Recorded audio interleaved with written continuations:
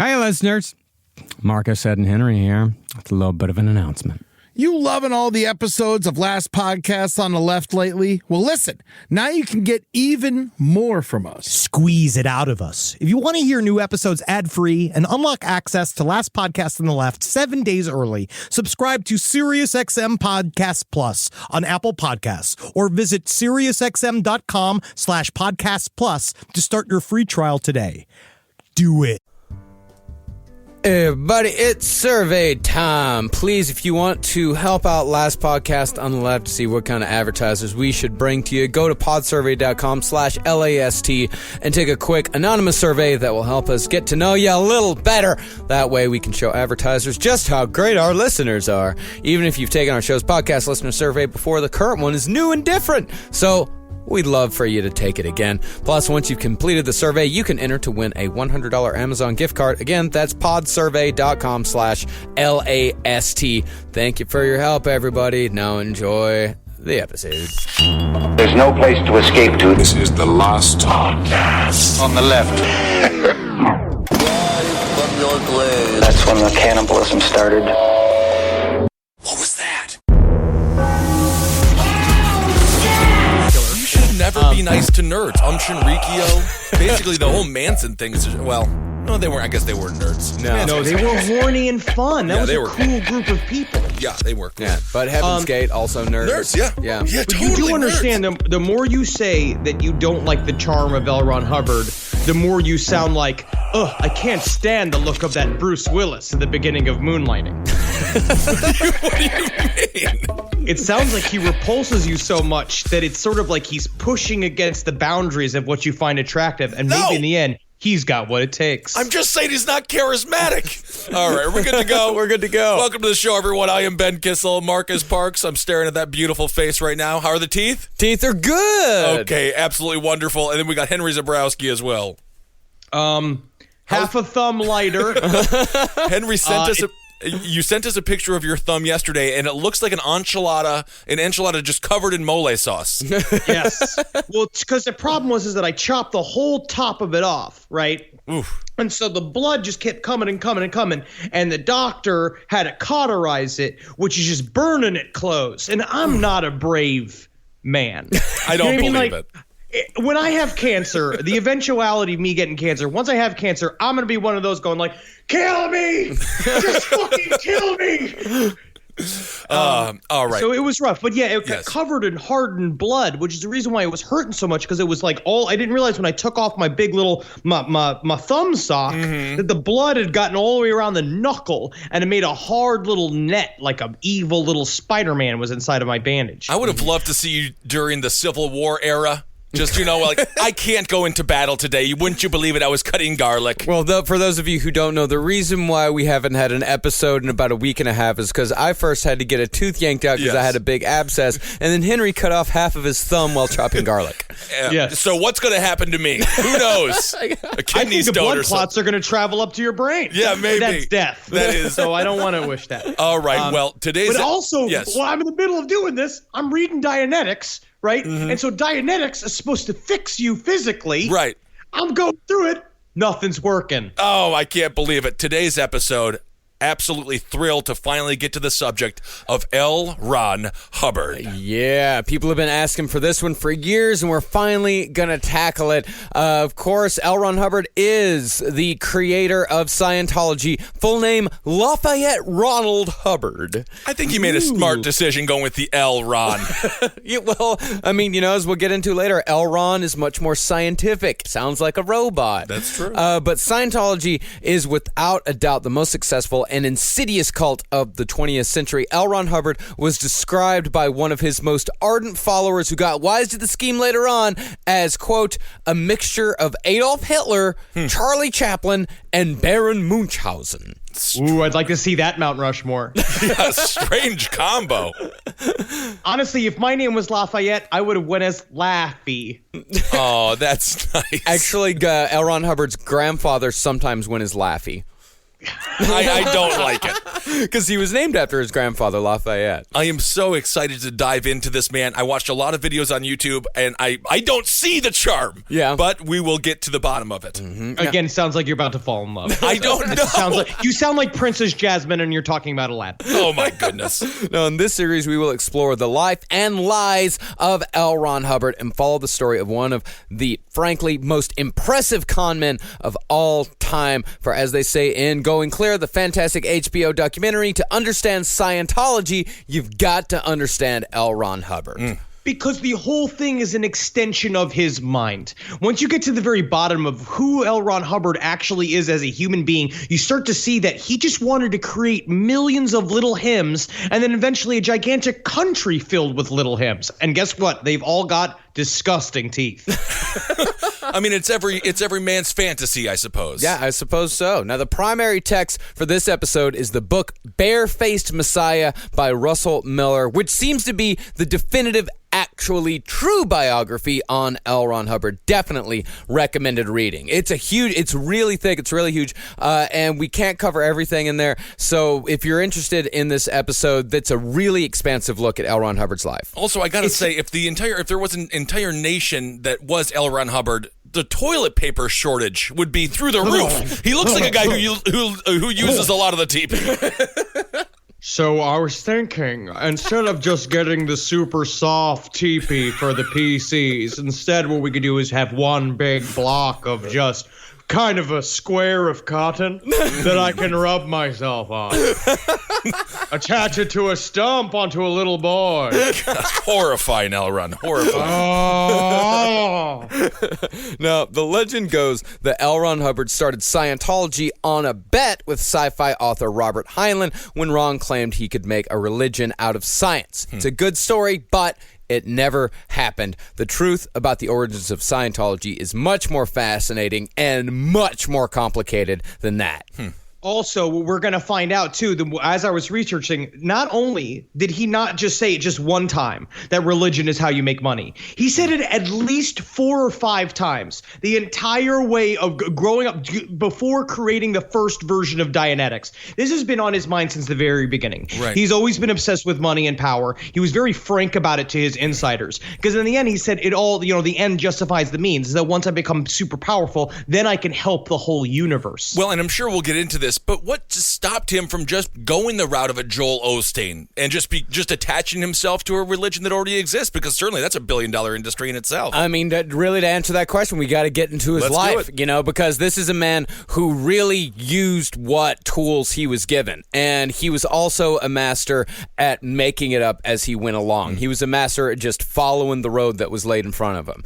Now, which is what all cult leaders do best. Yeah. They're all like fucking jazz men. You know, like, so when the drummer goes boom, doom, doom, doom, doom, doom, doom, doom, you got to be able to make sure you go because if not, you get killed by the drummer. Yeah, kind of reminds me of the Children of God cult, of course. Yeah. Every cult, right? Yeah, every cult. Now, the first thing you've got to know about Lafayette is that he's a fantastic liar and an even better storyteller. And in fact, he told so many lies over the course of his life that we cannot cover them all. His lies about just his own life, not even counting Scientology, could be an entire episode just in itself. Now, the ironic thing, though, is that Hubbard's life was actually fairly interesting, even without the embellishment. It just wasn't Messiah level interesting. At most, like, the best reaction he could hope to get after telling it would just be, cool. I mean, does that stem from an insecurity in your own reality? Absolutely. Yeah, that's the whole idea is that you see he had a very intense superiority complex since he was a little kid. He started lying to himself within his journals. He would write about adventures and shit that he was doing, lying to himself from a very early age, which is actually a weird primitive form of chaos magic, which we'll get into later on as well. And it's very, he couldn't stay. He believed he was better than the life he was born into immediately. But he would also be practicing for pretty much charismatic cult leader status, because while he would be creating these ventures about himself, he would always be referring to himself in like this self-effacing manner. So like Buffalo Bill looked in the mirror with his penis tucked and was like, "Oh, fuck me. Would you fuck me?" And he was just like, "I'll follow me. Would you follow me?" Yeah. Pretty much. Yeah, absolutely. But the thing is about L. Ron Hubbard, from a young age, he could not separate the stories he wrote from the stories he told about his own life. And if you ever called him out on it, you get some of that red-haired temper that Hubbard was famous for. Like I'm famous for, too. Henry, you're gushing blood out of your thumb right now. I'm mad about it. Now, before Hubbard wrote Dianetics, which is the book on which the entirety of Scientology is built on, he was one of the most well-known science fiction authors in all of America. He got his start in the pulp magazines, writing everything from pirate stories to detective tales to westerns with vaguely homoerotic titles like Six Gun Caballero, Ride 'em Cowboy, and Hot Lead Payoff. Hey, Barb, leave me alone. I'm reading Hot Lead Payoff. You know I like my westerns, Barb. Leave me alone. Barry, just for a second, could you put some pants on, maybe conceal the erection? The mayor's coming over for an inspection of the backyard. Well, Barb, if you want another child, sit on it really quick. This is my favorite page. Sit on it really quick. And all that is in addition to his first novel, Buckskin Brigades. Now, what's interesting, too, is that during this time period, so he got married really fast. He had a fun little childhood, but he was also traveling back and forth from New York and where the sci-fi community was back home to California to his wife, and disappearing more and more, just hanging out with these nerds. But he was lying about how much money he had. He would go to New York, tell them all these stories about how successful his books and his stories have become. Meanwhile, he would go to homeless shelters and pose as a homeless person getting free soup because that's all he could eat. And so they said when he sold Buckskin Brigades, they owed so much money to the grocers that they had cut them completely off. And so finally he had all of this money. He was supposed to come home. He could finally get out of debt to all the various weird local businesses that gave him a tab for some reason. And then he shows up. His wife was immediately like, "Oh, it's amazing. Let's go pay them now." And he's like, I'm sorry to tell you, honey, I bought a boat." And he literally bought a boat that they did nothing with. It just sat in the front yard. Well, like David Crosby. Not bad. Now, eventually, L. Ron would move on to science fiction, and in 1937, Ron began work on a book called Excalibur, which 12 years later would become Dianetics. And Excalibur was described as, quote, a summation of a life based on his analysis of the state of mankind. And came from Ron's quote, discovery that the primary law of life was to survive. Like, how do I survive with horizontal teeth? Brilliant. I have teeth like little parallelograms. I have to eat nothing but hot soup. Homeless hot soup, it sounds like. Oh, there was another trick that he did with the hot soup. He met up with this writer, and the writer was like, here's how you get free tomato soup. You go down to the automat, you get a free bowl of hot water, and then you take that nickel you were going to put into the machine to get this powder for the tomato soup, you put that nickel in your pocket. Then you go over to the table, you go over to the free ketchup on the table, dump half of that ketchup bottle into the bowl of hot water, you stir it up, presto, free soup. Tomato soup. Wait a second. What was your name again? A young Gordon Ramsay. Lovely to meet you. Why is it the people who have life all figured out live like an 1820s hobo? They're just like, no, we got to figure it out. If you lower your life standards, we have it all figured out. At your lowest standards, life is really easy to figure out because all you got to figure out is how to turn hot water into tomato soup. It sounds like ketchup soup, which is a whole other thing. It's just a half bottle of ketchup in a bowl of hot water. I think I had that in college a couple of times, actually. Now, about Excalibur, the book that would become Dianetics, it was said that the first 6 people to read the manuscript were so overwhelmed by the content that they were all driven insane with knowledge, with one person throwing the manuscript across the room before jumping out a window. damn. Yes. Now, That's what I'll say. What ages are we talking about for L. Ron here? This is, what is it, like mid-30s, I think? Okay. Like early to mid-30s, somewhere around there. Around our age, actually. Okay. I will say this. When I read 50 Shades of Grey for the first time, I shoved a spatula up my ass. But that was just because I was looking for a thrill. I was bored and lonely in Toronto. 50 Shades of Grey for the first time. How many times have you read it? Good catch, Ben. If you put a number in the title of a book, that's like a bet to me. How many times can I read it? You know what I'm saying? Yes. Also, later on, his personal assistant, Jerry Armstrong, that would be like one of the first big defectors away from Scientology, said that, so all manuscripts of Excalibur, which was debated whether or not even existed, there was two. And they're all handwritten by L. Ron Hubbard because that's how he wrote everything. And Jerry Armstrong read it. It was the interview with him, and he's like, I read Excalibur, and I didn't go insane. Totally normal. Isn't that how the Hudsucker proxy ended? Didn't he read a book and jump out the window? Oh, it's the beginning. I think that's the beginning? Okay, well, I'm happy I didn't ruin anything for anybody. But, for L. Ron Hubbard, for his writing to have such extraordinary power, for it to have the power to literally drive men insane because it was too good, Ron himself needed to have led an extraordinary life, bordering on godlike. People had to believe he had the experience necessary to hold such power, and lo, a mountain of bullshit was built. Even just calling it a mountain of bullshit is not enough. You're at literally the beginning of a trillion-year map of galaxies of bullshit. Yeah. Now, according to official Scientology biographies, Ronald was born in 1911 and grew up with his rich grandfather on a ranch in Montana that was so big it took up nearly a quarter of the state. And when he was 6 years old, he had an encounter with a Blackfoot Indian medicine man named Old Tom, who recognized him as a child while beyond his years, made him an official blood brother of the tribe, quote, in a ceremony still recalled in Blackfoot legend.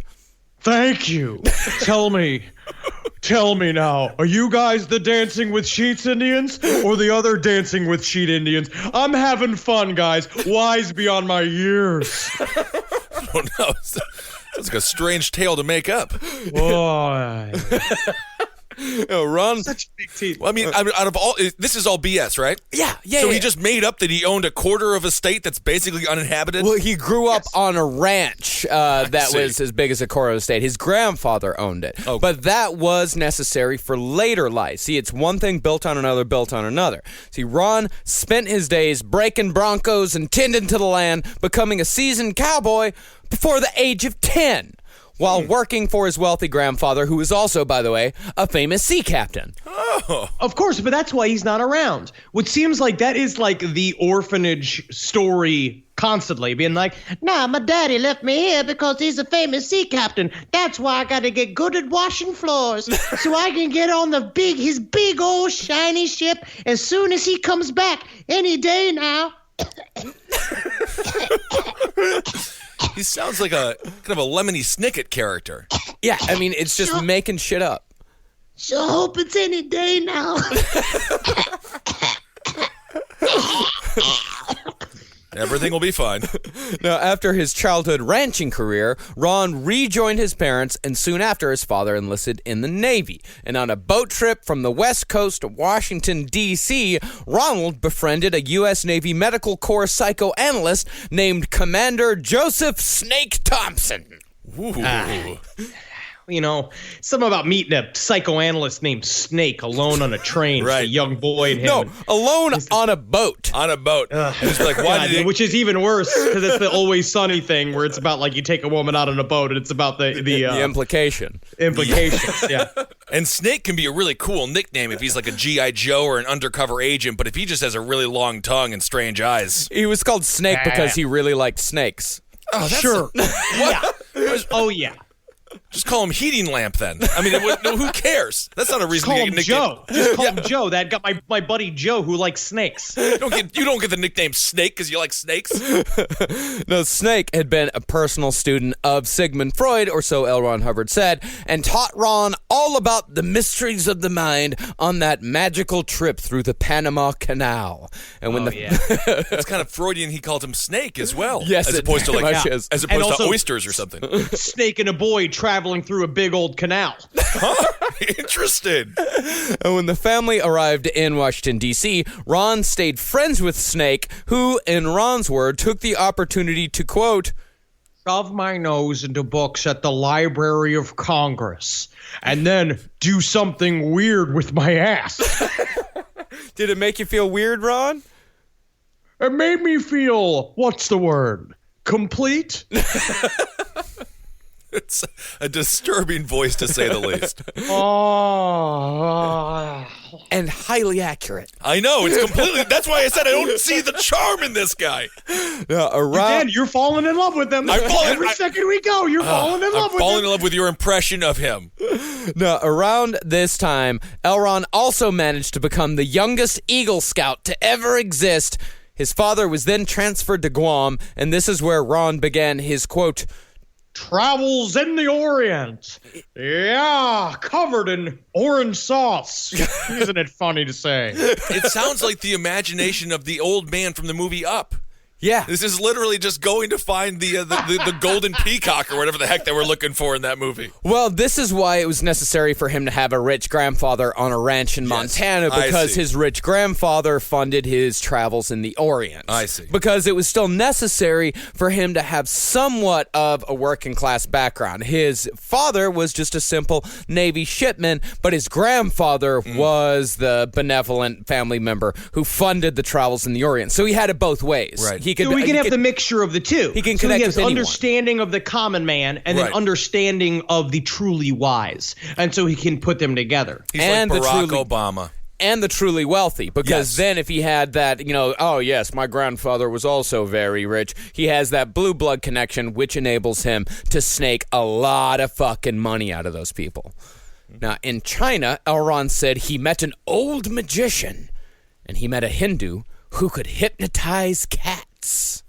And in Tibet, he lived with bandits and made friends with the warlords of Manchuria by demonstrating impressive horsemanship. Ooh. And I'll tell you this, as a chubby, red-headed man, there's nothing any foreign people likes to meet more in the wilderness than a lost, chubby, red-headed little boy who thinks he's very smart.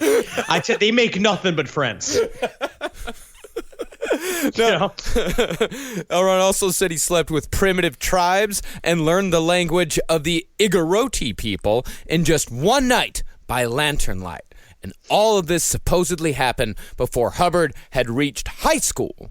Now, the thing is about that huge chunk of bullshit, there is some truth to every single one of those stories. Yeah, like little threads, a tiny little beginning eggs of truth. Little tiny things. See, Hubbard was a master of embellishment and even better at making people want to believe his stories. Because why else would this nice, charismatic man lie about such things?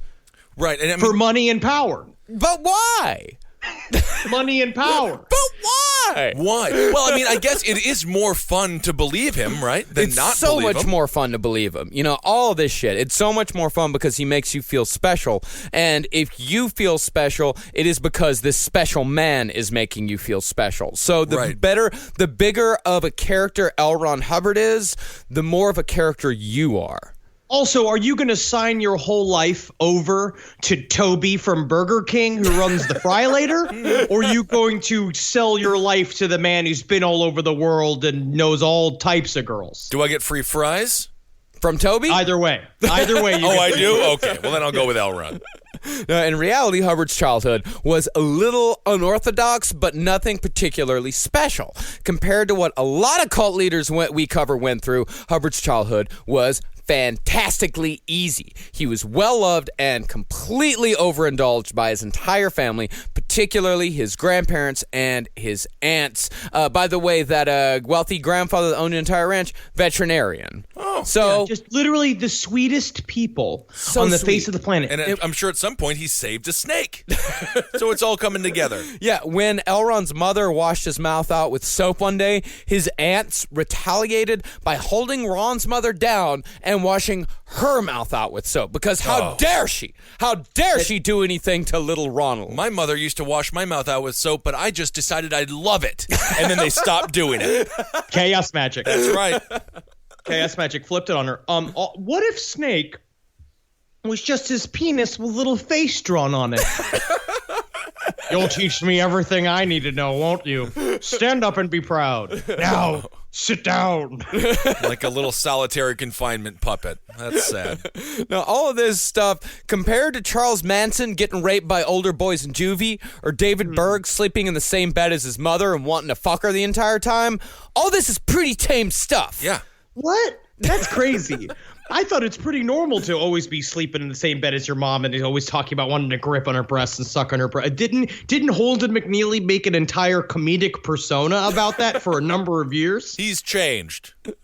He has changed. Now he's transferred it from his mother over to his fiancée. Which is, that's right. Yes. That's congratulations, Holden. Indeed. Now, Hubbard, like I said, his grandfather was a rancher, small-town vet, and the Blackfeet, they don't even have a blood brother ceremony. Of course not. They're not going to fucking get this little fat redheaded kid in there anyway. He must have been so allergic to leather. Put him up on a horse. Because we look pretty similar. Like, if you look at me and him, especially as back in the day, he was exactly that, like a round little, like, weird, beady-eyed redhead boy like I was. A Robotnik. So it's like, yeah.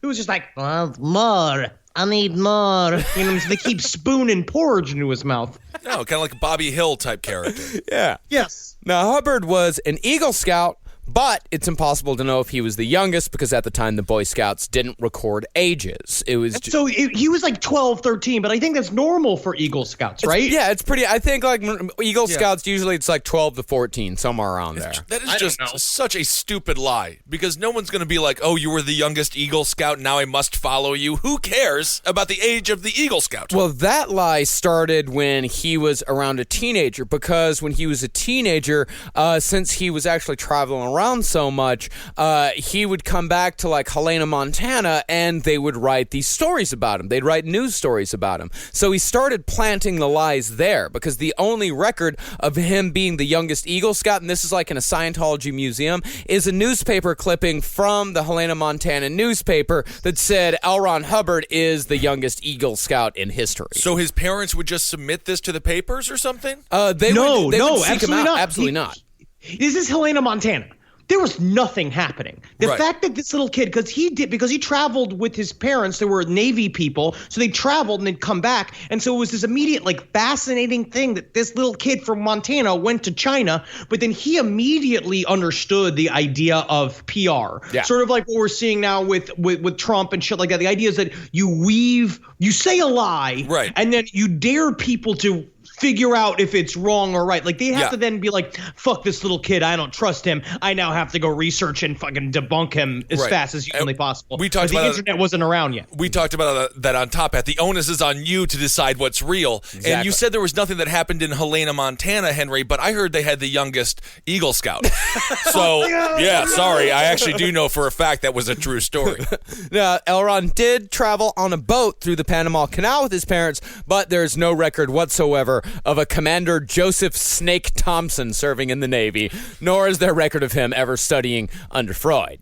We do have a janitor here that he called himself the lewd gecko. What? But what did he do? Well, apparently he'd make his. This is inappropriate. Do you care if I share it with this family? I guess it's okay. Apparently he'd cover his hands so thick with a coating of cum that he could stick to the walls just by touching it with his hands. Well, I'm Stan Lee, and I have a new idea for a superhero. Thank you so much. I'll be going now. Yeah, Hubbard did do some light traveling through the Orient when his father was stationed in Guam, but his personal journal tells a different story other than warlords and magicians. He hated the Chinese, saying, quote, "They smell of all the baths they didn't take." It is a funny joke. I don't know. It's inappropriate. It reminds me of the old dirty joke books that my father would leave on the bathroom at the top of the toilet that I would read that kind of turned me into the human being that I've become. Yeah, there was a time where parents were like, let our kids really study Milton Berle. That's a good idea. The man who smokes nothing but cigars and says racial slurs. The only thing Hubbard was impressed by in China was the Great Wall, saying they would make $1 million if only they would turn it into, quote, a roller coaster. just turn it into a roller coaster and it'd be totally fine. That make $1 million. There ain't nothing else going on in China but that big Great Wall. We just put a roller coaster on it and they make a lot of money. His idea was to turn the Great Wall of China into a roller coaster ride. Yes. Exactly. Perfect American. This is a man who who knew exactly how to make money. How did it? Okay, we'll get to this. But think about this, right? Number one, you're 13 years old, visiting China. It's a huge event in your life. You come from Montana. You don't know anything about like traveling in foreign lands. You're on these big, huge boats. He's completely unimpressed by all of it. He's the worst kid I've ever seen in my entire life. Like, literally, like, Mommy, they stink. Why don't they make that a roller coaster? I mean, Exactly. Why are there chickens hanging in the windows? What's this, Mommy? What's really important is that he's already thinking of money. Yeah. Like, as soon as he went, it's like, I know it's like ridiculous, but if you look at it, when they talk about the journal and you talk about the ways, he would talk about how they could improve their country at the age of 13 years old, where he said to me, like, well, I can go in there and I can fix all these things. I have tremendous ideas. I have absolutely fantastic ideas of how they can fix this country. And it's incredible. Like, you watch, it's like, oh, wow, he's always been the L. Ron Hubbard that he became. Yeah. And that's the thing, is that the entire time he was doing these trips, he was writing. It's just page after page after page, constantly writing in his journal. And after Guam, Hubbard went back to Montana, where he tried to get appointed editor-in-chief of the school newspaper, which was called The Nugget. I remember my older sister's first husband had a whole stack of magazines called Nugget, but it was trucker porn. Oh, is that right? I thought Owen Hart. It was a nickname for a former pro wrestler, Owen Hart, as well. The Nugget. Yeah, derogatory towards him. But L. Ron Hubbard, as a newcomer, he was not made editor-in-chief. He was instead made jokes editor, a position he had to share with a girl named Ellen Galusha. Oh, I would have turned that around. If you had made me jokes editor, I would have put Helena Montana on the fucking map. Absolutely. But, I mean, there is no denying he was actually motivated. He did write a lot.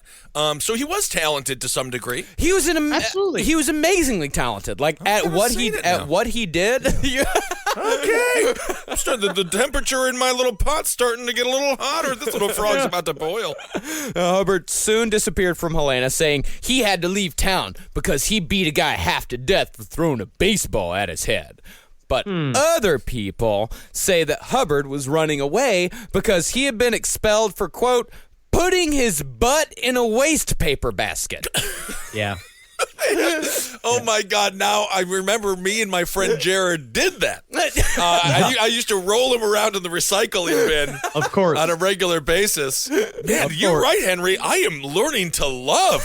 This is what I'm telling you, I am man. gonna He's change. slowly reeling you in. He's reeling you in bit by bit. Now, in 1931, Hubbard directed what he called the Caribbean Motion Picture Expedition, which was supposed to be a seafaring trip in which he would explore and film pirate strongholds of the Spanish Main. And then it started with a big, fantastic pitch. And then he's like, but we'll also get scientific little bits. It's like, we'll travel on a thing. We'll collect plants and rocks. And it's this whole, it was all a validation in order to get all of his kids and friends on a boat. And they would roll down to the Caribbean, which sounds like a great idea. It does. Yeah, I mean, what they were going to do, they were going to get like 50, like they were going to rent like a big schooner. They were going to get like 50 kids together, which that's also a testament to how he could get people together. He got it together in like a week. Yeah. This guy, he could motivate people, he could get them gathered, and he could get them to give him money. And apparently they said that even at this age in high school, Ron was never not surrounded by groups of people. Yeah. Wherever he went, he was surrounded by people because he just knew how to bullshit. Like he keeps people engaged. Well, do you want to be around the editor who smells like yogurt of the Nugget, or do you want to be around the jokes editor? You want to be around the jokes, the fun. Exactly. He's the Jimmy Fallon. That's the Jimmy Fallon of the Nugget. Exactly. Now, the Caribbean motion picture expedition did indeed happen, but it was a catastrophic failure. The man who Ron chartered the boat from, Captain Fred Garfield, described it as, quote, "The worst trip I ever made." Sir, you don't have a leg and you're missing an eye. How is this the worst trip you ever made? Children. That'll do it. It's like the movie Hook, except none of the kids were as attractive as in the movie Hook. I don't know if we watched that movie for the same reason.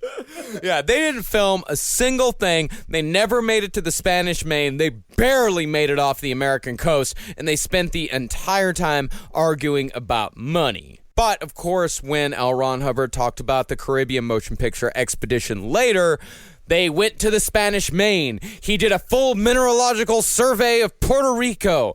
They had done dozens of surveys for gold all across the Caribbean. But, of course, it was all bullshit. And in 1933, Hubbard met his first wife, Polly Grub. Yeah, the old Grub. The old Grub Hubbard wedding. that is Making the lasso stand. Old Grub. Grub Hubbard sounds like a villain with just like, I don't have fingers, but I got strong nubs. Like Grub Hubbard, the nub killer. Grub Hubbard sounds like a food app on your phone that when the delivery comes, it's just food tied to the back of a dog. Yeah. It somehow has to get to your house. Order Grub Hubbard. All we got is ketchup packets and mayonnaise jars. Come on down to Grub Hubbard. We got condiments and uneasy ways for you to eat them. Yeah. And they are expensive. Today's episode of Last Podcast on the Left is brought to you by AdamandEve.com. Go to AdamandEve.com. For a limited time only, you'll get 50% off just about any item. When you select your one item at 50% off, you'll also receive, you're going to get 3 free adult DVDs. You're going to get a free mystery gift. Top all that off, you get free shipping on your entire order. That's AdamandEve.com. Use code LEFT at checkout. That's LEFT at AdamandEve.com. Use code LEFT at AdamandEve.com. Now, by this time, Hubbard had started his writing career, having sold 3 articles to the Sportsman Pilot magazine and one to the Washington Star called Navy Pets. I like that. Navy Pets are fun. I mean, that's fun. If he would have just kept writing articles about pets, like little dogs on boats, it would have been great. I'm just a pug on a boat trying to get a bone. Versus the horrible Nazi cats of the U-boats. Full steam ahead, young mittens. We must destroy the USS Good Boy. Meow, meow, meow. Full pug ahead. Meow, meow, Full meow, pug meow, ahead. I do like it. Now, concerning the pilot articles, this part of Hubbard's life was actually true. By all accounts, Hubbard was an extremely talented glider pilot, known for daredevil antics, which earned him the nickname Flash Hubbard, although it is suspected that he gave that nickname to himself. Because the only person that called him Flash Hubbard was himself, talking disparagingly about how I've somehow earned the nickname Flash Hubbard, which is you making up your own nickname. Yeah, Flash Hubbard also sounds like a superhero who can run really fast, but he constantly steps in hot tar. So he just really never gets going. Well, Flash Hubbard just sounds like a fat redheaded man who's showing people his cock. Also another possibility. Now, that nugget of truth would help him sell all the rest of the bullshit that he would repeat over the next few years, and all that added up landed him an actual position in the famed Explorers Club, who didn't bother to check out any of his claims. Is the Explorers Club still around? I'm not sure. I didn't check. That is the movie Up. Am I just tripping out here? Wasn't that the Explorers Club? I guess. I don't know. I'm not going to reference the film anymore. I want to look up. I have to look this up. The Explorers Club. If this is still around, that's ridiculous because we found everything. Everything's explored. Yeah. No, the ocean's not explored. I mean, okay, yeah, I guess it would be the ocean isn't explored. Absolutely. Oh, now it's like explorers, like they use their brains to explore. Like I'm looking at this now. Yeah, this is dumb. Well, the Explorers Club used to be like, it used to be this organization where there would be these rough and tumble men that would get together and they would tell stories and they would go on expeditions Sounds and trips awesome. together. Yeah. No, it sounds like super cool. Like they had It a sounds news. like a great way to secretly have sex with a bunch of other leather-clad men in a fancy club in the middle of New York City. Ha-ha! I'm sorry, young Reginald. I seem to have gooshed all over your fine moustache. Different kind of gold mining, I guess. Right? But the Explorers Club was a big deal. It was very well respected. And now L. Ron Hubbard was a part of it. And with his reputation as an adventurer fully established, Hubbard's career writing stories in the pulp magazines took off with the publication of 3 stories: Fear, Final Blackout, and Typewriter in the Sky. Ooh, cool. Now, while pretty solid for pulp writing, the stories were still full of embarrassing lines like, Peel your peepers. and... By gad, he's got spunk. It's in his pants. What was the first? Peel your peepers? Peel your peepers! Peel your peepers, you young savage, and learn how to skateboard like that little girl does. I don't know. Strange. Now, one of Hubbard's most useful skills that would take him far into the cult game was his ability to not only sell bullshit, but to get others to sell it for him. And when World War II broke out, Hubbard convinced a congressman to write a letter to President Roosevelt extolling Hubbard's virtues as a worldly adventurer with considerable influence in the Caribbean and Alaska. Now, that congressman turned out, that was originally just his neighbor, and they were like drinking buddies, and they would go out and play darts and get drunk all night, and L. Ron Hubbard would sit and talk about all of his ideas and his past and stuff, and he's like, oh, this guy's got a crazy bunch of ideas, and this guy's goes just like, wow, this guy's really lived a life. But L. Ron Hubbard, that's the first man that he said to him, if you want to make money, you got to start a cult. And then he went on to be elected a congressman, which is how shit gets done in this country, is that you get hammered and share secrets to someone who eventually starts to get into the government. Kissel, I'm looking at you. And then that's Yeah. when you can really start getting things done. Well, there's no way that this show isn't going to hurt me at all. No way. Everything is just fine. Yeah, this relationship with the congressman who sold his line of bullshit to the president of the United States is how L. Ron Hubbard, with no experience, was commissioned as a lieutenant in the U.S. Naval Reserve during World War II. Good. Just that easy, huh? Just that easy.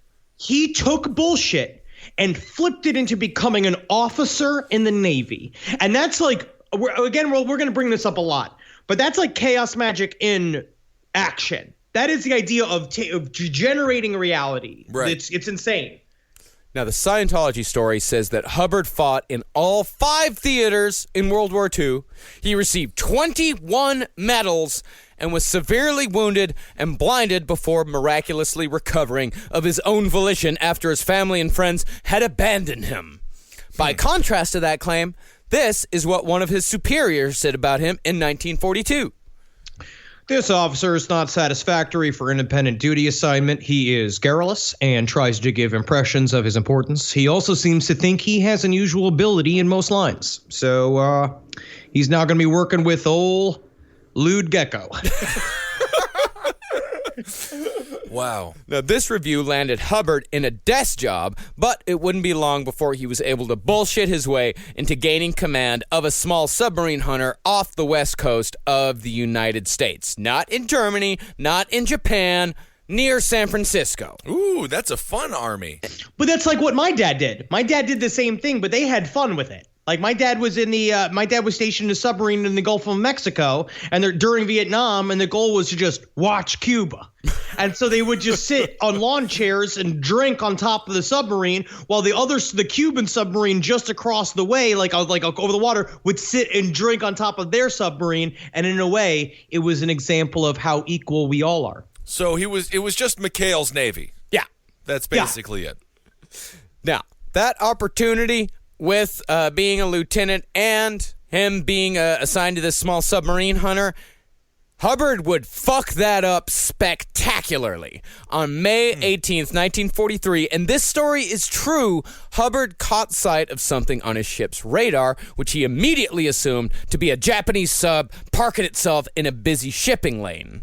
Now, remember, there were a lot of stories of Japanese subs slowly sneaking up on America. And there were actually a couple of examples. There was a Japanese sub, I guess, was fired at like a couple of years before, like right after Pearl Harbor. There was a little buzz of a Japanese submarine. So like he's kind of like, okay, maybe my bullshit's starting to come true. Mm-hmm. Maybe I can really command this submarine and make something happen here. Yep. Now, over the course of 2 days, Hubbard dropped dozens of depth charges into the water in an attempt to sink whatever was down there, ordering refill after refill of ammunition after each attack. He'd drop down 24, he'd call in to the coast, they'd bring in more ammunition. 2 days that went on. And when someone in charge finally got wind of what was going on, probably because an insane amount of ammunition was being fed to one small sub-hunter near San Francisco, it was revealed that Hubbard had been battling with a well-known magnetic deposit. Oh, well, we have to kill that magnetic deposit.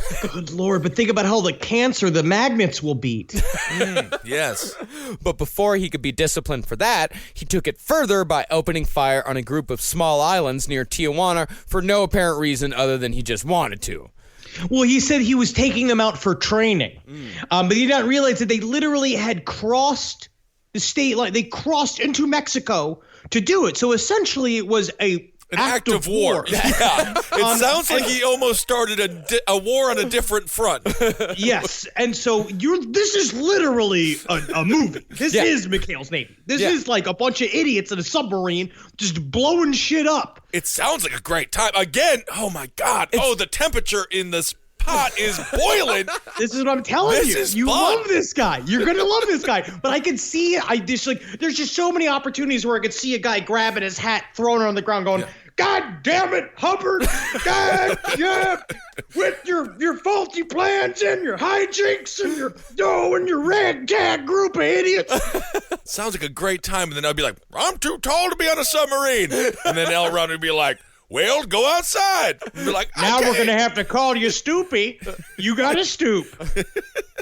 A fitness report described him as, quote, below average and recommended he be placed on a large vessel where he could be properly supervised. After this embarrassment, Ron embarked on a long career of malingering, scamming whatever money he could from Veterans Affairs. It began with an ulcer, then expanded to headaches, then moved on to arthritis and debilitating hemorrhoids. Interesting. Well, yeah, and when you have a desk job, technically, hemorrhoids are the worst injury you can have. They really are. It's just debilitating hemorrhoids. Debilitating hemorrhoids. Yeah. Well, it's because they also grew a mouth, and they were like, I don't believe in you. You can't succeed. Yeah, like an alien that pops out of Sigourney Weaver's chest. Now, one real ailment he had concerned his eyes. He told friends that he had been the recipient of a flash burn evading capture on the Japanese Isles in hostile territory, which is why he had to wear sunglasses at all times. But in reality, it was nothing more than conjunctivitis, a.k.a. pink eye. Which essentially just means he wiped his ass and didn't wash his hands. Right.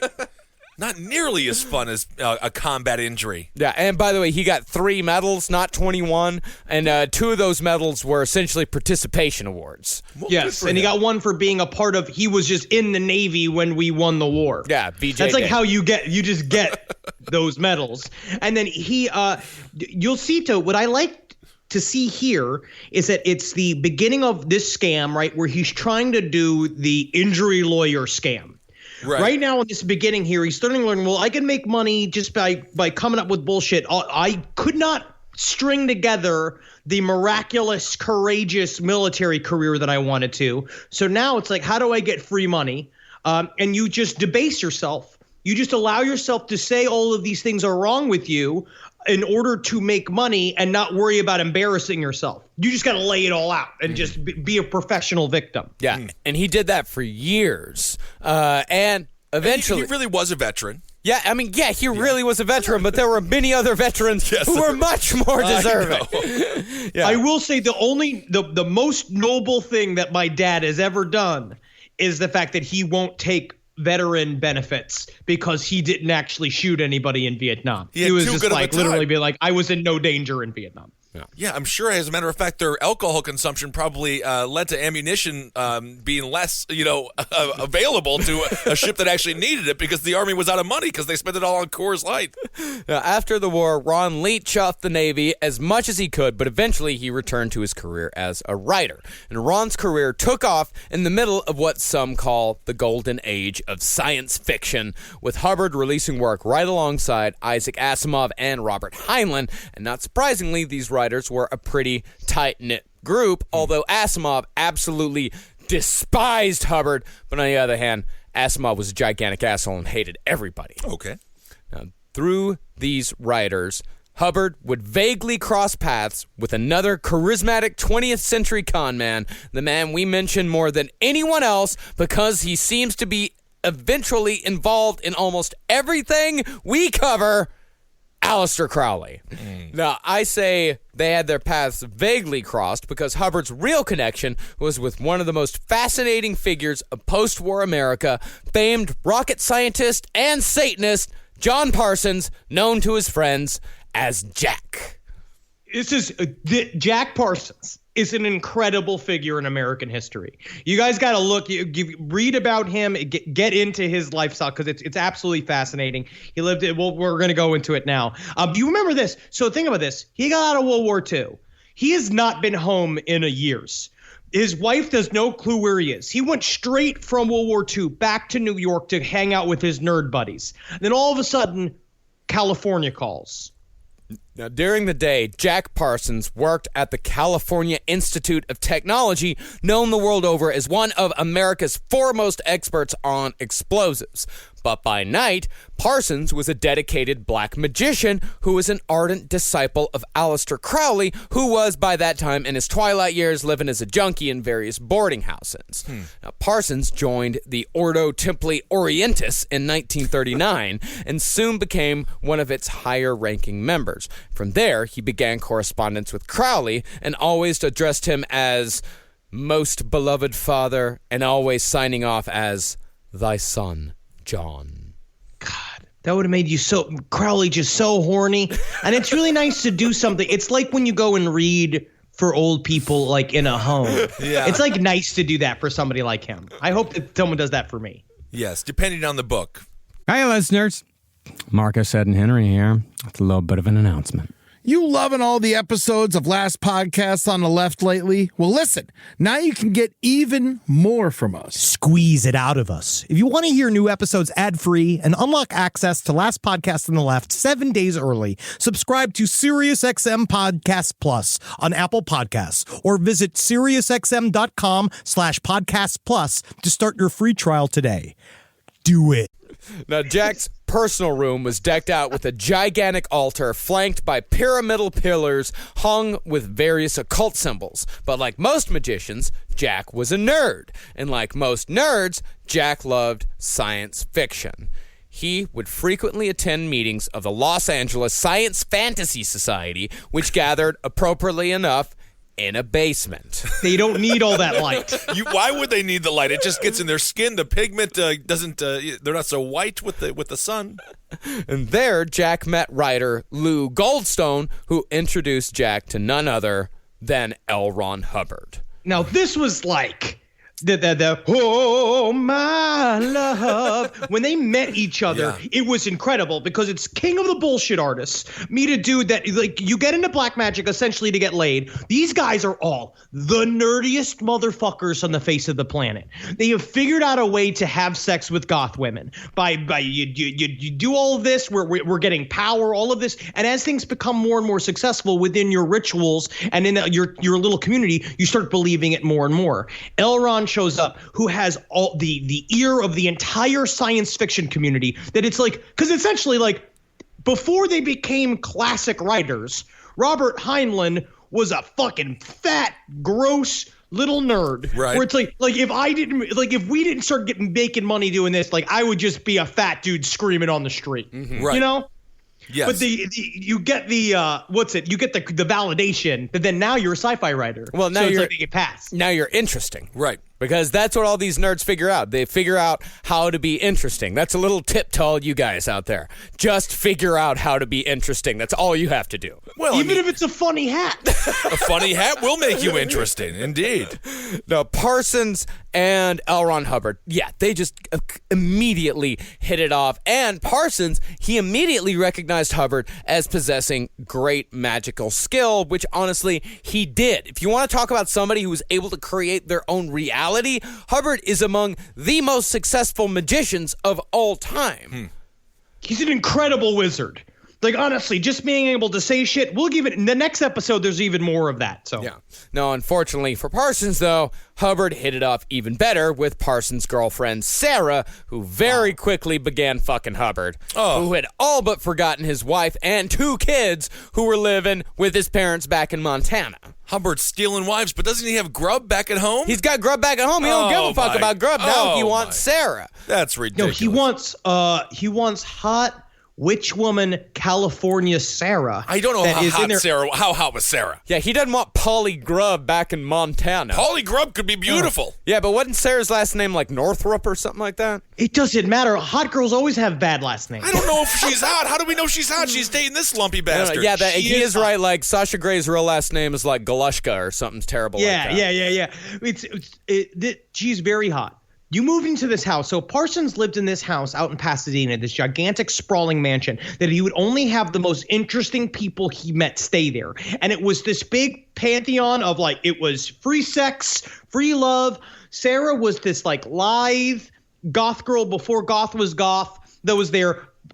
You have this L. Ron Hubbard shows up in a suit, red hair, literally very similar looking to me, sees this girl and then somehow hooks her. Now, we say here like Jack, he's used to the OTO lifestyle, but this makes him pretty upset. Yeah, I mean, because Jack had to. He lost his gal to a lump. I mean, it's he's a follower of Aleister Crowley, the Book of the Laws. Do as thou wilt is the whole of the laws. So if you are a follower, if you're a Thelemite or an OTO member, then you're not supposed to have these human emotions such as jealousy. Everybody is supposed to be allowed to do whatever they want, but Jack couldn't handle L. Ron Hubbard for some reason, because he's bone zoning his gal. Well, I think no, but plenty of people have been bone zoning his gal. I mean, everybody was bone zoning everybody. Oh my goodness. Yeah, but L. Ron Hubbard, I think he was threatened by him because he was able to match Jack's charisma and, in his mind, his magical power. Right. Because Hubbard, he saw L. Ron Hubbard as an equal. Everyone else was beneath him. And so it's like he would let them fuck his girlfriend. Yeah, and be like, whatever, it's fine. He's not. They're not gonna. They can fuck whatever. She's not gonna run off with them. But suddenly, L. Ron Hubbard's like, oh shit, she could run off with this guy. And apparently, like Jack Parsons, in between being friends with L. Ron Hubbard, would do these late night rituals in his room to try to send magical spells after him. Oh, that'll work. You'd scream. He would. One guest would talk about. They go in the open, and he'd be going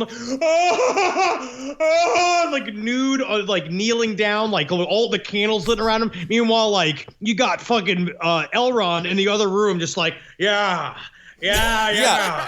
Stop. Call me Spider-Man. Yeah. I threw up a little in my own mouth. I shouldn't have had so much soup.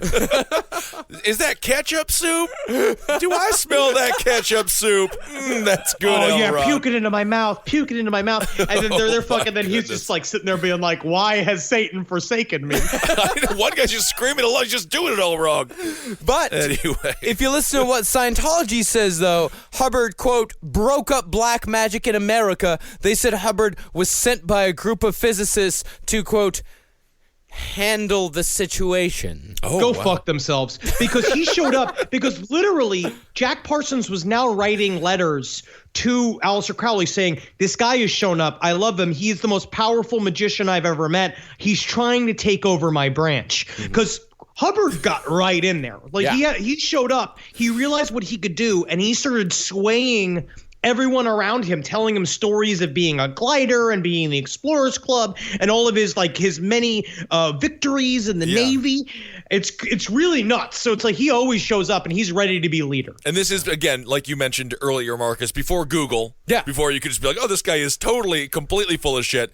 This does remind me, I was watching Lock Up Raw Extended Stay, and there was an inmate who he was cheated. He fell in love with another inmate's wife, and then she married him. Aww. You can imagine how terrible that inmate felt because he lost his wife to another inmate. That is nice. I'm sure he got stabbed to death in the shower not soon after that. No, I was like, how do you lose your wife to another inmate? But it happened. I mean, Hubbard, as much as he was trying to take over, he was still doing a lot of rituals with Jack Parsons. They were still friends. The most ambitious and undertaking was, without a doubt, the Moonchild ritual. These fuckers tried the Moonchild ritual. It's pretty amazing because L. Ron Hubbard gets now he's become officially the scribe of the group, right? Where he writes down, he chronicles all of the rituals. Okay, where Parsons puts them together. But what is this Moonchild ritual? Well, Crowley believed that the greatest thing a magician could do was to usher in the coming of the Antichrist, which Thelemites called the Moonchild. And by the way, that's also a plot point in The Invisible. Yeah, it's that entire chapter. It's really fun. Moonchild's terrifying in The Invisible. It's really good. It's like, I think he likes me. Ooh, that's nice. It's fun. I like the Invisible. It's awesome. I'm back through it again. I'm on number 4 now, and I love it. Fuck yeah. But think about this, right? Because it seemed to be the perfect recipe. You got Jack Parsons believes he's a powerful man of magic. Mm-hmm. This man shows up who apparently is his equal, his rival, and his best friend, because they used to call each other like uncle. They used to have this thing where they were really, really, really close.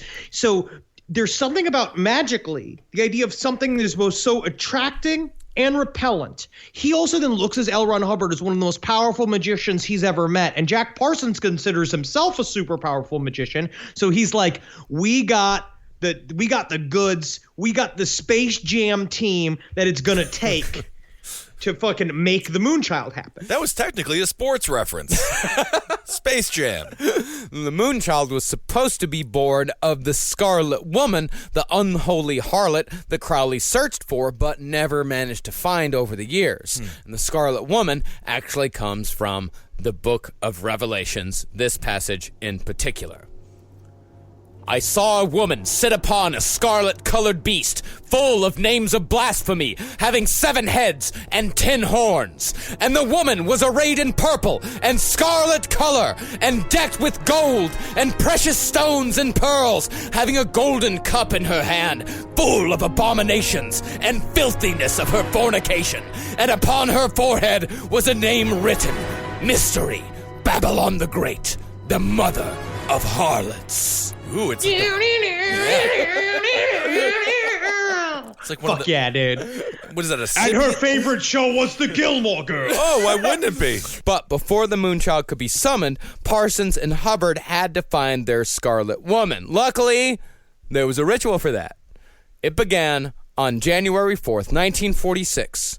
At 9:00 p.m., they played Prokofiev's Violin Concerto and went forth into the land of magic.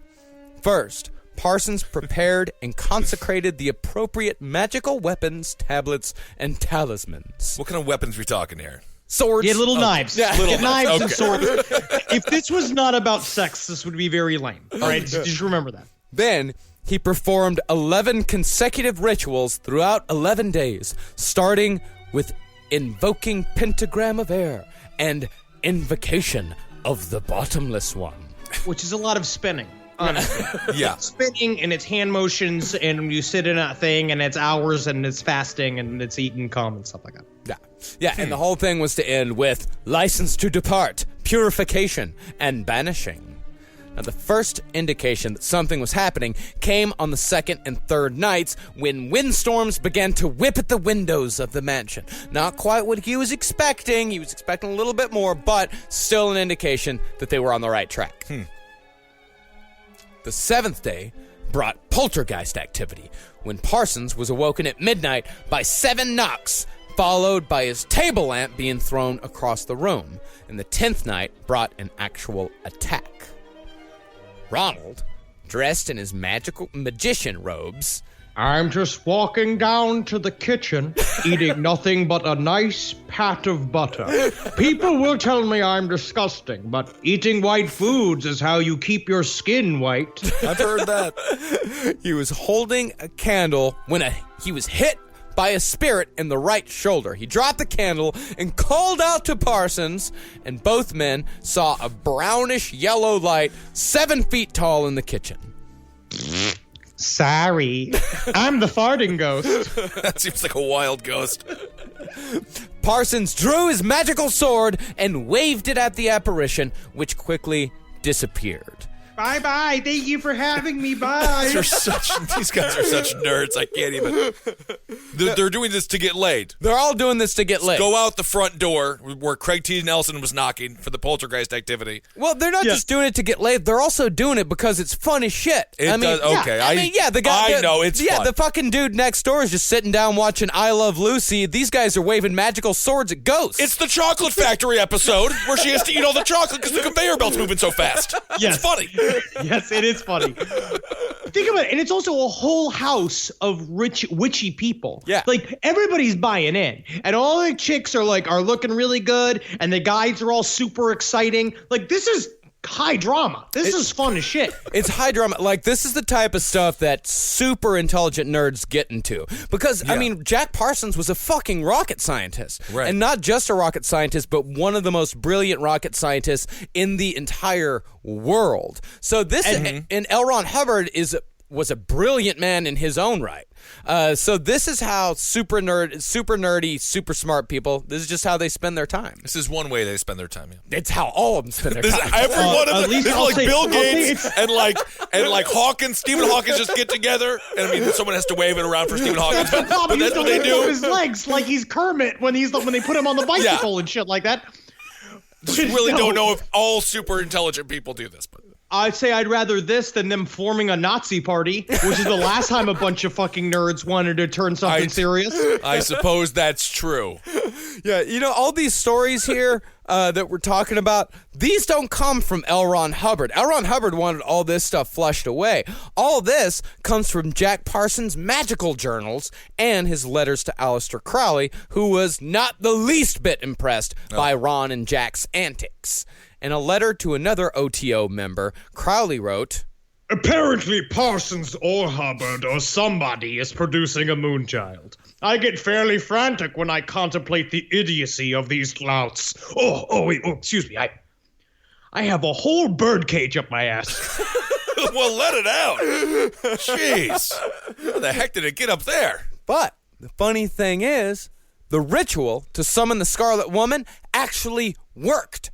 4 days after the end of the ritual, Ron and Jack went out to the desert to relax as, things were getting a little tense at the house because nothing had happened. Sure. They'd spent 11 days doing goofy bullshit. 4 days went by, nothing happened, but then suddenly Jack said that he was overcome by a sense of relaxation and well-being, turned to Ron and said, "It is done."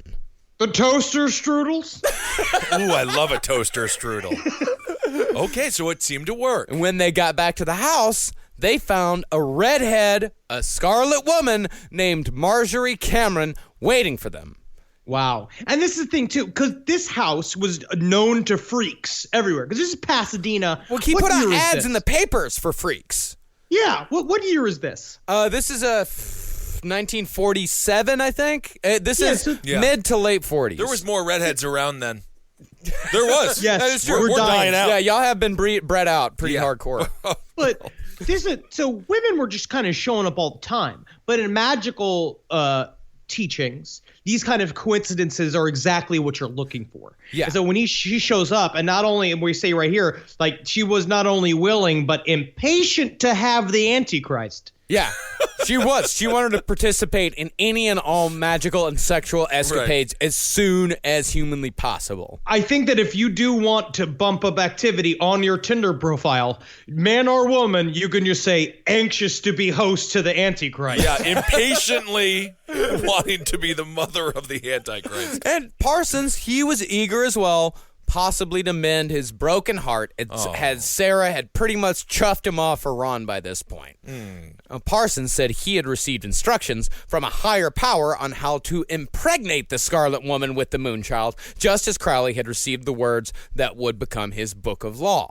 So tell me, what is sex? I know, it's like you're taking the fun out of it, the spontaneity. You got to go through a whole book and things like that. No, it has to be very serious, Kessel, for this shit to work. Okay. Yeah. This is a very important ritual, you idiot. It just doesn't seem very fun. I just feel like the Antichrist would like to be born out of fun. No, it's serious. Okay, well, I guess so. So Hubbard, Parsons, and Marjorie, the Scarlet Woman, performed the ritual in February with Rachmaninoff's Isle of the Dead playing in the background. The three of them began chanting. All right, let's do this together. Yeah. All right, ready? Glory unto the Scarlet Woman. Babylon. The mother of abominations. That rideth upon the beast. For she has spilt her blood. I don't know if we're going to make it, guys. I think we're messing up the Antichrist ritual. Oh, Guys, start it again. Okay, Jack, let's start back. Jack, Let's start again. Let's start again. Take all the chickens just sitting there and be like, I'm getting cold. I'm getting quite cold. Take two. Take two. All right. Don't mess it up this time. I'll count us off. We'll go 3, 2, 1, go, okay? Okay. 3, 2, 1. Glory unto the Scarlet Woman. Babylon, the mother of abominations, that rideth upon the beast, for she hath spilt their blood in every corner of the earth. And lo, she hath mingled it in the cup of her whoredom. Great job, guys. Now we only have to do that 16 or 17 more times, and then the Moonchild ritual will be complete. Oh my God. Guys. My problem is that I just came. Well, I guess I'm gonna have to be Wand Master now. All right. I thought I was gonna get to be Scribe this time. We'll wait 45 minutes and try it again, okay? I'm gonna go get a mayonnaise sandwich. Now, after the chanting was done, Ron remained at the altar while Parsons, the high priest, inserted his wand, wink, wink, into Marcus, the Scarlet. Hey, that's what they said. Okay, all right. Into the Scarlet Woman and gooshed her good with little. Yeah. Did they say that too? All right, I officially don't believe anything that you guys are telling me anymore. They gooshed in her too? I'm going to put it this way. He gooshed her good. Okay, and L. Ron Hubbard wrote that along with Mr. Parsons. No, Jack put his little stick in there, right, and then immediately went like, and just shot ropes. Don't know if this is how you make the Antichrist. Now, Parsons was completely convinced that the ritual had worked and was expecting in 9 months' time to come face to face with the fabled Moonchild. Ron, on the other hand, was just along for the ride, playing a long con on poor old Jack Parsons. All Jack Parsons wanted to do was invoke the Antichrist and bring about the end of the world. Oh, that's all he wanted to do. That's all he wanted. That's it. See, Hubbard, though, he had no money and had gotten a reputation in the Parsons house for borrowing cash and never paying it back. Classic. He had also all but stolen Sarah away from Jack, and Jack, wanting to play the good OTO free lover and possibly overcompensating a bit, agreed to enter into a business partnership with Ron and Sarah, flipping yachts. Now, this is the thing that escapes me. This whole time, they are working on creating a ritual to bring about the Antichrist. Yeah. Like, Elron is lying to Jack. Jack's like super serious about this. In the middle, they literally just opened the door to hell. They had a full-on sex ritual with chanting and shit. Right. A couple of days later, Jack's sitting around there, literally knitting like the three-legged thing, like from Addams Family, like waiting for the Antichrist to come. He shows up being like, hey, Jack, great idea. Love making the Antichrist with you. You're great at fucking. Good work with that wand. High five. We got to get into flipping yachts. Why wouldn't we get into flipping yachts? Of course, that's the next step after you make the Antichrist. You go and you flip sea vessels. Parsons was the one with the money, so he only one with any cash. Only one with any money. How did L. Ron... Well, I guess he was charismatic. Hey, huh? man, he was the guy. So he stole this guy's wife. He's taken all of his money. Not his wife, his girlfriend. His girlfriend. Yeah. And then, Yeah, he's Eat all stolen the her food. away. But that's what I was saying. Like Parsons, he's overcompensating because he is an OTO leader. He's trying to remain in position, so he has to prove that he's okay with Sarah now being with L. Ron. Right. So he puts up $10,000, and Sarah and Ron, of course, immediately ran off with it over to Miami. He's like, literally, go buy the boats.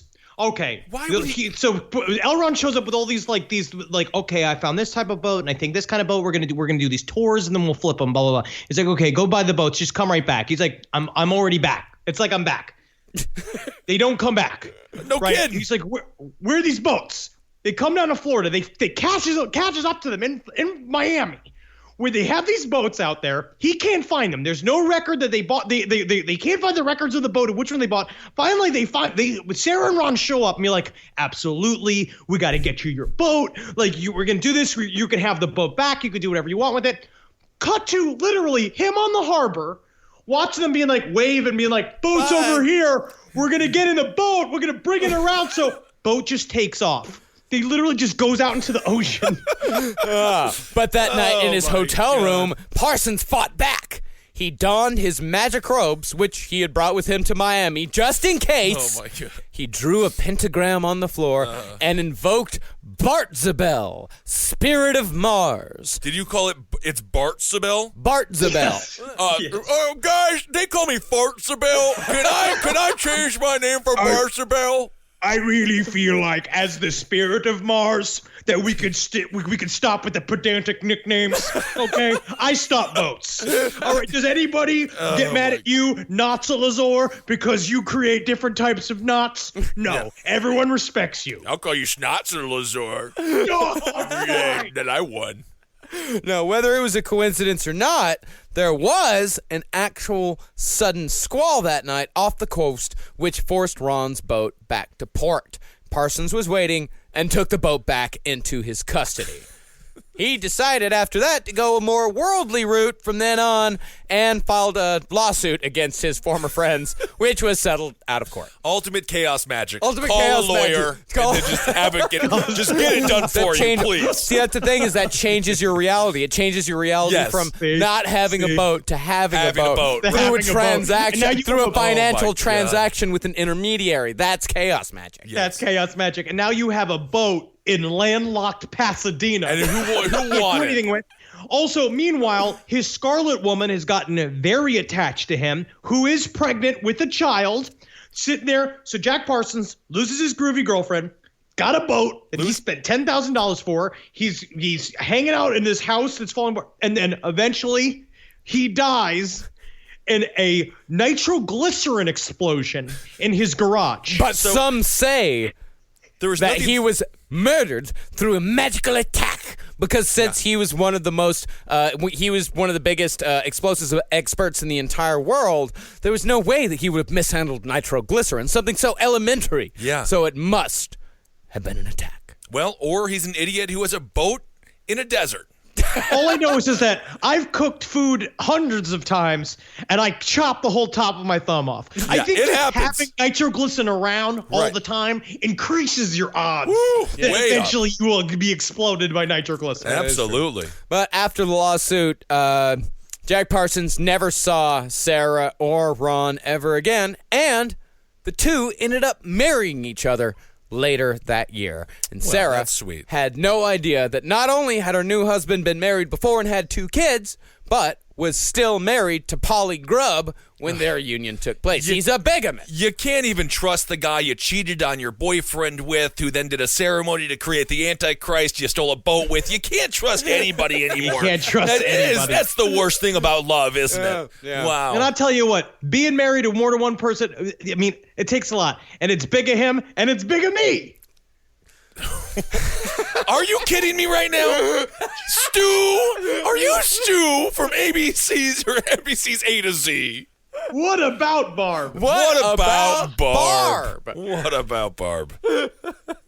Now, after the wedding, the pair moved back to California, where Ron would return to that most dangerous of all his books, Excalibur, and within 4 short years, Dianetics would be born, which is where we'll pick back up next time. Oh, my goodness. Well, what an insightful episode on the weird, nerdy life of L. Ron Hubbard. Yeah, it all starts with nerds. With all of them. And this Every is always. cult that ends in death starts with nerds. You've got really Scientology, absurd. Shinrikyo, Yeah. Heaven's Gate. It's all nerds. Yep. Well, we got to start We're just think about nerds. bullying right? nerds again. That's what I start saying. That's what I'm going to start. We don't bully nerds because Don't bully nerds? This is what happened when they got bullied. Because these cult leaders maybe say they weren't like, bullied we enough. can make you powerful. Oh, I Remember see. about nerds. They're good with money, so they always have a lot of it. Sometimes. Right? They know how to save it. They get very obsessed with specific things. It is a great core group to get at if you want money and a lot of people doing work for free, because that's what nerds do. That's the idea. That's why you'd harness them to do the group work in school, because they do all the hard work, and then you be the Flash Man. That's what I do. I suppose so. All right. I mean, it is unbelievable that this man really shaped Hollywood and shaped entertainment in this nation for so long and convinced some of our, not our brightest minds, but some of our more famous minds. Our more John Traw minds. Our more John Traw and Tom Cruise-esque minds. That he was an actual, I guess, a deity to some degree. I mean, yeah, when you look at some of the weird ceremonies that Scientologists have and the reverence they give to LRH, as they call him, at some point in the ceremony, everyone always turns and salutes a picture of him, like to LRH. Our savior. Yes. Oh, it's so weird. And it's very odd. It's That's in extremely- Going Clear. They show a scene like that. Yeah. They should just call him Flash Hubbard. Yeah, it's Flash. so much cool. Flash Yeah. Hubbard. To you, Flash. Yeah, that's kind of Man. It's still going, and they have a lot of money, but I think they're hopefully dying. But we'll get into actually what Scientology is, which is very difficult to talk about. I walked into what it is. I walked into a Scientology office. There's one in Midtown, just lit off my ass, and I did scream a little bit. And then they did escort me out. But Well, that was my- Scientology, their membership numbers are down, but their profits are way up. Right. Way up. All you need is a couple of rich ones, and you're going to be doing just fine. Awesome. All right, L. Ron Hubbard. That is informative, illuminating, and also interesting. Don't fall into the trap of these cult-like personalities. Remember, if it's too good to be true, then it is. It always is. It literally always is. They cannot fix you. No, they cannot. You can can only only fix fix yourself. Boom, Marcus. Bang. That's we're married now. Oh, That's nice. Now fuck. What? No, I don't want. Oh, Now fuck each other. Henry. later. If you want to see us fuck, go to patreon.com/last podcast. No, that's not going to be okay. Well, I don't. If you donate $3 million, I said 3. You said 2,000. $2,000. No, $3 million. You guys to have sex with each other. No, $3 million. No, but that's $2,000 every month.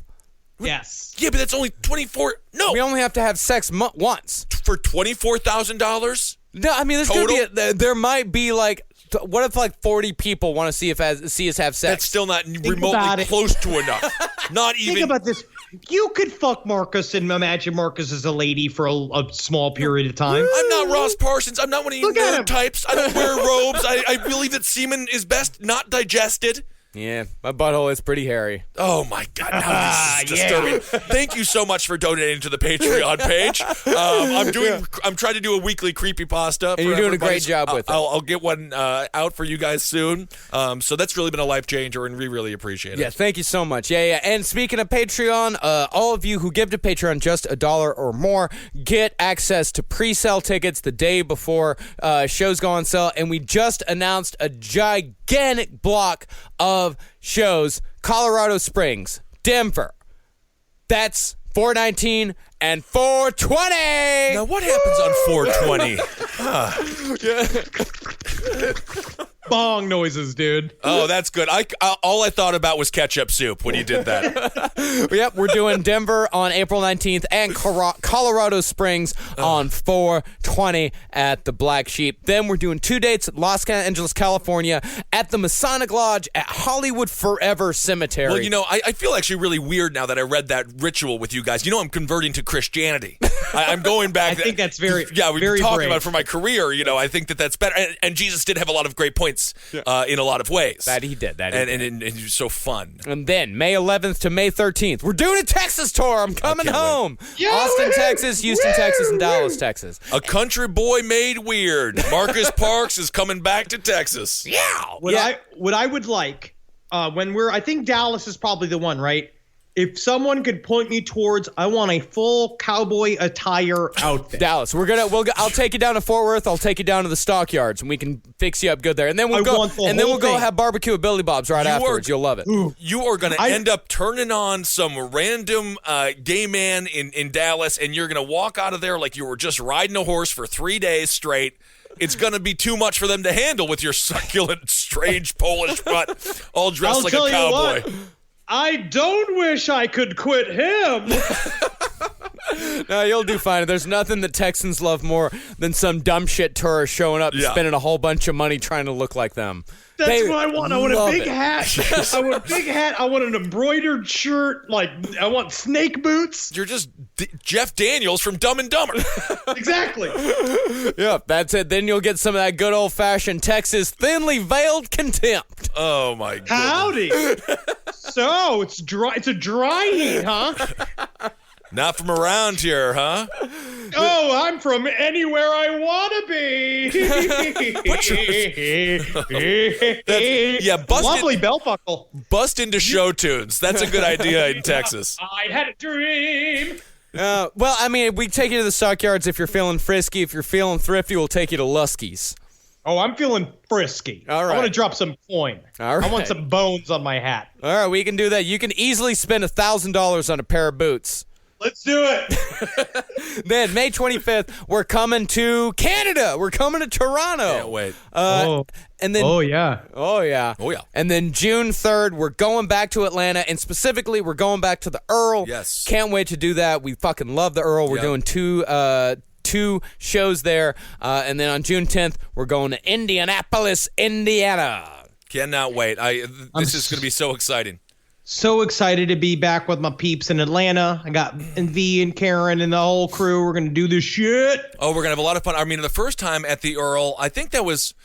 we sold out that show, and that was sort of the first time where we realized how well, we always knew the fans were amazing, but I just remember I put some beer on the stage to strike it as a theater actor. Strike is when you take it away. I don't know, set it up. And then the crowd was just so nice, and I was like, wow, guys. I mean, it was just awesome to meet everyone. Yeah. It was the first night when we realized people were actually listening, and it's pretty amazing that I think it was this weekend that it's been only a year since we did Baltimore for 70 people. Awesome. And it's really fucking great how far we've come since then. And it's of course like all due to all of y'all out there that's been coming to all these shows and really supporting us. So thank you so much. We can't wait to see y'all every single day. And thanks so much for supporting all the shows here at CCR. Abe Lincoln's Top Hat, Roundtable of Gentlemen, Page 7, Sex and Other Human Activities, Wizard and the Bruiser, which is Holden's new show, or I guess not that new anymore.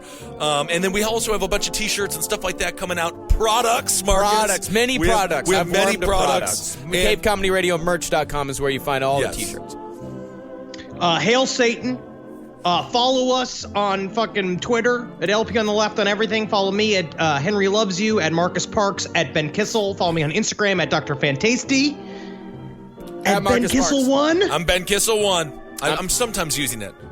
I'm at Marcus Parks, and go follow me on Spotify for a new weekly playlist that I just like to make. That's right. Hail yourselves, everybody. Hail me! Hail ye. Congratulations. Congratulations.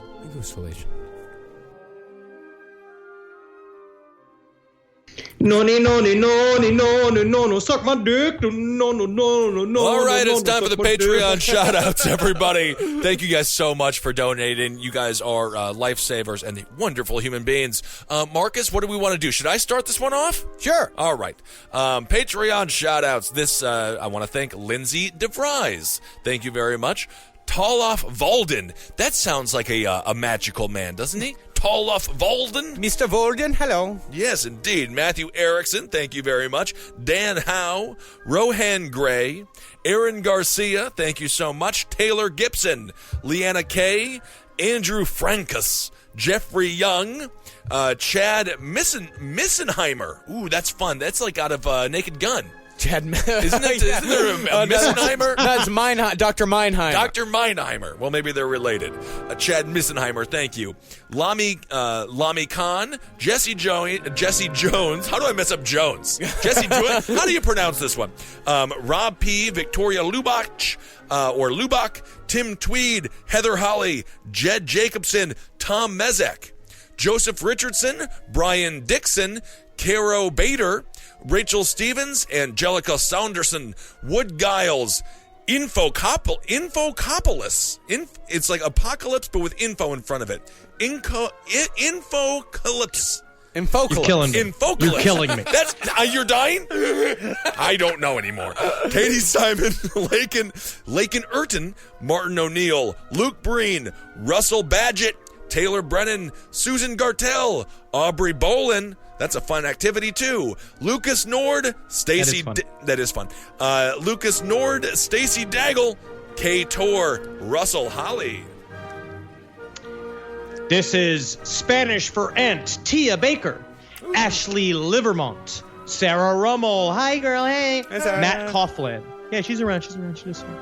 Catherine Suter, Anthony Capuano, Chris Bell, Matthew K. Behrens, Kalina Bowman, Christiana Cushing, Tia Wilson, John Michael Perkins, Lindsay. Sounds like a slow jazz singer or a soft rock singer. John Michael Perkins. Yeah, why not? Hey, the Rivers of Lions.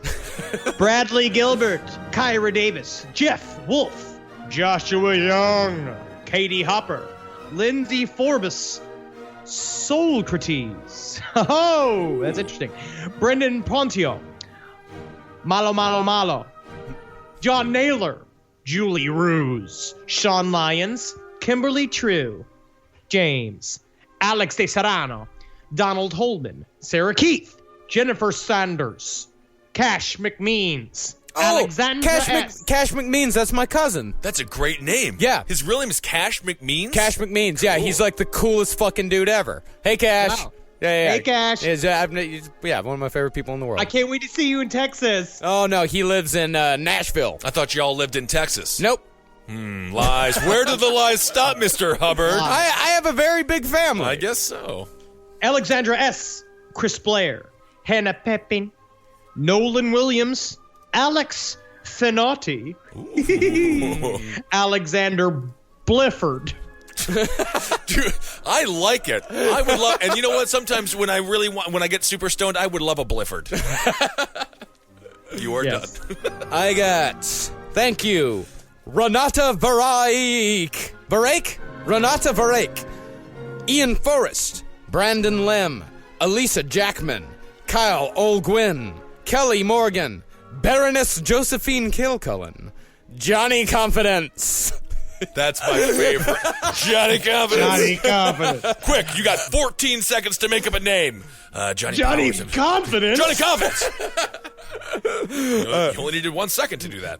Crystal Vergara, Emily Cooney, Ken Marsh, Natalia Santana, J.D. King, Dan Verderman. The name you can't say when you're drunk or sober. It's Verderman. No, officer. My last name is... Don't take me away from Farmers Verderman. Verderman, yes. Like a vitamin? No, like a verderman. Daniel Finon, Megan Sanchez, Alyssa Vaughn, Patrick Van Brunt, Sarah White, Kaylee Johnson, Taylor Roth, Megan Olinger, Tayley Poe, Tiffany Gabry, Jake Collins, Robert Perry, Carey, Neil Bartlett, Jessica Colantuno, Rolo Grayson, Kelly Higgins, Corey Newman, Sam Barrett, Liz Bortman, Adrian, Brittany Scherzer, Simon Grimmer, and Rosemary White. All right, I got Ellen Varner. Thank you so much, Ellen. Joel and Josry Villarreal, Mike and Tara Comnelli, Michael Mack, Elisa Ticino, Mark Waldorf, I love your hotel, Virox, Viroxz, I'm assuming Virox, Jake and Sam Labas, Chelsea Mars, Sarah Orvides, it's Oyervides. Orvides. Arvadice. That's a fun one anyway. William Langley, Agata Stasik, which sounds like something you say at the doctor. Agata Stasik. Agata Stasik. You are on fire right This now. is good. Here's your sign. Do not belabor me. You might be okay. Jason Scholes, Eric Henschel, Tony Staub, Whitney Meyer. Hello, Whitney. Mr. Dangerous, Nicholas Pastillo, Meg Turney, Chrissy Deller. Wait a second. You should say Meg Turney. Yes. That's a famous person. Meg Turney. She is a famous cosplayer. She's coming and seeing us in, some, I can't remember which one. But yeah, we've been talking to her on Twitter lately. Oh, wonderful. Well, thank you so much, Meg. I'm nervous now. She's coming to the show? Yeah. I don't know. She's just a person, Henry. Take it easy, for crying out loud. You get all nervous around. Oh, my. No. Well, you just blew it. It doesn't matter if you're nervous or not because you just blew it already. Isn't that incredible? 35-year-old man. Okay. All right. Chrissy Deller, Jeffrey Edwards, Joseph Downing, Gina Fusello, Andrew Kelly. Well, this is just a series of letters. Sarahkis. Sarakis? Okay. Sarah White, Ashley Snyder, Andrea Devana, Olivia Oliver, that's kind of fun, Tim Thorpe, maybe related to Jim Thorpe, a great football player and Native American. Ravenil Singh, thank you so much, Taylor Neese, Leela Sheikh, Christian Penner, Sierra O'Flanagan, Travis Steenstra, Nicole Gaskin, Carrie, Ashley Smodick, and Catherine E. Kovac. Thank you all so much. Hey, Catherine Kovac. I believe I know you as well. Yeah, I know a couple Yvonne of people. Holden, as in holding the joint. Pass it. You got to pass it, girl. Jason Hill. Nick Dudu Kovac. I know it's Dudok. It's like Dudokovic. Dudokovic? Dudokovic. Dudu Kovac. Bonnie Guillotine. Christopher Bishop. Natalie Moros. Kevin J. Hogan, Casey Schubert, Jane Baston, D. Pibb, Seattle McMattenberry, Lindsay Withers, Matthew Scrum, Grady Horn, Elise Deloy, Aaron Corcoran, Aaron Robb, Tamsin Hunter, who we've known for a long time. She's in Australia. Hello. Maddie Gallagher, Kylie Hankey, Nathaniel Bona, Candace Juniper, Nathan West, Justin Brobe, Josh Harden, Marius Zoll Johnson, Christina Smith, Wellington Hotzlar, Leisha Sincox, Summer N. Adamowitz, Madeline S., Amy Romero, Matt Cabral, Sarah Samayel, Bill Cassidy, Aaron Garcia, Jesse Smith, and Kelly Kierst. I got Gucci, Ooh.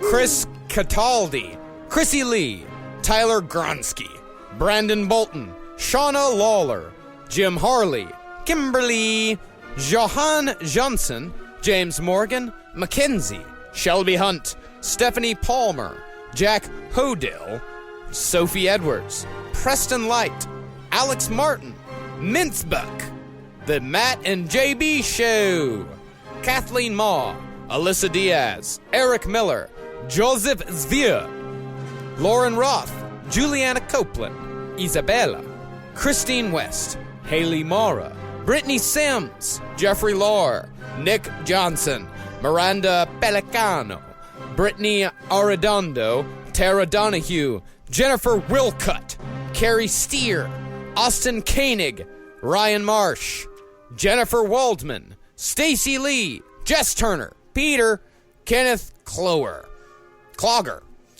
Elizabeth J., Eric Ashford, Joel Wadsworth, Ryan K. Parcha, Eugene Sparks, Nina Quirk Goldblatt. I love it. Yeah, and that's a hyphenated name. Ooh, Gold. That's out of what is the John Waters film? Hairspray. The Goldblatts. Yeah, the Goldblatts. I believe something like that. Something Blatt related. Christina Here, Nick Glasgow, Jason Yen, Sarah, Lindsay Moore, Ian McCallum, Eden Sondern, and Traeger Reuter. Traeger Reuter. Traeger. That's a good, scary name. I hope he's mentally stable, because that could go. He could either like solve all the crimes or like create all of them. Oh, it could go either way. Either way. I love it. Thank you guys so much for donating to the Patreon. Yes. I'm going to get out of creepypasta here very soon. Give me the money. Don't come on. Give me your money. Okay, also, we've got a new limited edition t-shirt that is going to be on represent.com coming up very soon. Just look up represent.com/LPOTL. And we got an amazing shirt, and it's designed by Ian Clarer. And I think it's really fucking cool. Yeah, we'll blast that out at some point here, right? Yeah, we'll blast it out. We'll blast it out on our Twitter, at LP on the left. There it is. All right, everyone. Hail yourselves. Talk to you soon. Goodbye. Hail me. Hail Satan. Hail Gain. Magustalations. Sometimes life will get you stressed out. Lucky you can always count on text now. Free talk, free text, free 5G, and they'll never shut you off. 'Cause like I said, it's free. Text Now's got your back. Nationwide, no long-term contracts. So don't be nervous about losing service. Text Now's got your back. That's their sense of purpose. No matter what comes next, you've got free talk and text with the Text Now app. Download it today. Wireless plans require the purchase of a SIM card. Visit textnow.com for terms and conditions. Hi, listeners. Marcus Ed and Henry here with a little bit of an announcement. You loving all the episodes of Last Podcasts on the Left lately? Well, listen, now you can get even more from us. Squeeze it out of us. If you want to hear new episodes ad-free and unlock access to Last Podcast on the Left 7 days early, subscribe to SiriusXM Podcast Plus on Apple Podcasts or visit SiriusXM.com/Podcast Plus to start your free trial today. Do it.